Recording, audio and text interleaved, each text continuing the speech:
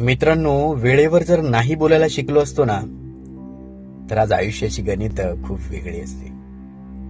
बघा ना, आपण नेहमी समोरच्याच्या मनाचा विचार करतो की जर मी एखाद्याला नाही बोललो, नकार दिला, एखाद्या गोष्टीला मी झिडकारून लावलं, तर त्याच्या मनाला काय वाटेल? कदाचित त्याला वाईट वाटेल, त्याच्या भावना दुखावतील आणि आपण सहज हो बोलून जातो.